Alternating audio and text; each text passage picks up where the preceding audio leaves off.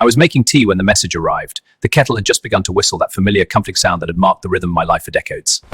I reached for my phone, expecting perhaps a reminder from the chemist or a photo from one of the grandchildren. Instead, I saw my daughter's name at the top of the screen. Beneath it, a single sentence. "You're no longer part of this family. Please don't contact us again." For a moment, the words did not make sense. They sat there, flat and cold, like a line from a stranger. I read them again and then a third time, as if repetition might soften their meaning or reveal a hidden joke. It did neither. My hands began to shake. The kettle screamed itself hoarse and clicked off, but I did not move. 35 years of parenthood, of scraped knees and school plays, of bedtime stories and birthday cakes, of hospital corridors and whispered prayers, were reduced to 12 words on a glowing screen. I lowered myself into the chair by the kitchen table, the same table where my children had once done their homework, where we had argued about curfews and celebrated exam results, where their mother and I had planned their futures with the hopeful certainty that only young parents possess. My wife, Margaret, had passed away 2 years earlier. Since then, the house had been quieter, but it had never felt empty. Our children rang often enough, visited when they could, or so I thought. I stared at the message until the letters blurred. Then another arrived, this time from my son. "Mum would have agreed with this. It's better for everyone if you stay away." That one hurt more, not just because of its cruelty, but because it used my late wife's name like a weapon, as though she herself had signed the sentence that exiled me from my own family. I spent that afternoon in a fog. I made the tea, but it went cold. I sat in Margaret's old armchair, surrounded by the soft ghosts of our life together, the faded photograph of our wedding in 1987, the children in their school uniforms on the mantelpiece, the knitted blanket she had made during the long winter of her illness. What had I done? I turned the question over and over, searching for some obvious crime. Had I been too strict, too distant, too opinionated? We had had disagreements, certainly, about money, about how they were raising their own children, about the house which they had suggested I sell and move closer to them, while I had stubbornly insisted on staying where I was, in the home their mother and I had built. But disagreements were part of any family. They were not, I had believed, grounds for erasure. As evening fell, a heavy loneliness settled in my chest. It was not just the loss of contact, it was the sudden rewriting of history. According to that message, I was no longer a father, no longer a grandfather. I was, in their eyes, nothing. For the first time since Margaret's funeral, I wept. The next day, I tried to ring them. Both calls went straight to voicemail. I sent a short, careful message: "I don't understand, please talk to me." There was no reply. Days passed, then a week. In that time, anger began to creep in, slow and bitter. I replayed moments from the past, searching for signs I might have missed. I remembered staying up all night when my son had pneumonia at 6, packing the hospital corridor with him in my arms.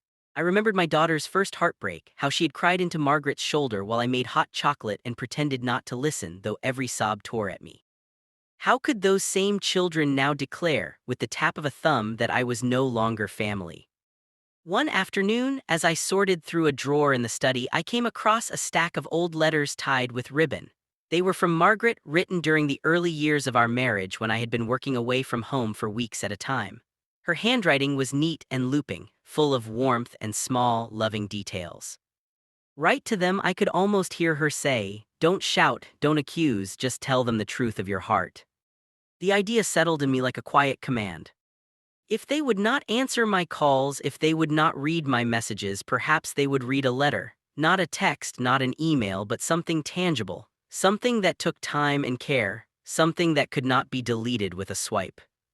That evening, I took out a sheet of good paper and my fountain pen. I sat at the same table where they had once practiced their handwriting under my patient, guiding hand. For a long while, I simply stared at the blank page. Then I began. I did not write in anger. I did not list grievances or defend myself against imagined accusations. I wrote of love, of memory, of the simple, unbreakable fact that being a parent does not end because of a disagreement or even because of rejection.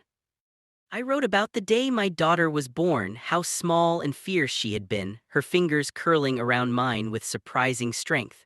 I wrote about teaching my son to ride a bicycle, running behind him breathless until he finally pedaled on his own and whooped with triumph. I wrote about their mother, about how proud she had been of the people they had become, about how she had believed with absolute certainty that family was something you held on to even when it was difficult. And then I wrote the part that mattered most. I told them that whatever they were feeling, anger, disappointment, frustration, I was willing to listen. That I would apologize if I had hurt them, even if I did not yet understand how. That I loved them not as a condition or a negotiation, but as a fact of existence. Finally, I wrote, "You can tell me that you don't want me in your lives right now. I will respect your space. But you cannot tell me that I am no longer your father or that you are no longer my children. That is not something a message can change." When I finished, my hand ached and my eyes were wet, but there was a strange calm in me. I folded the letter carefully, placed it in an envelope, and wrote their addresses in the careful script they would recognize from birthday cards and school permission slips. The next morning, I walked to the post box at the end of the road. It was a small, ordinary act, but as I dropped the envelopes through the slot, it felt momentous, as though I were sending a part of myself out into the world. Then I waited. The days that followed were long. Each time the post came, my heart lifted and fell. Mostly there was nothing but bills and leaflets. I tried to distract myself with gardening, with walks in the park, with the radio murmuring in the background. But always, part of me was listening for the sound of a phone, the knock of a door.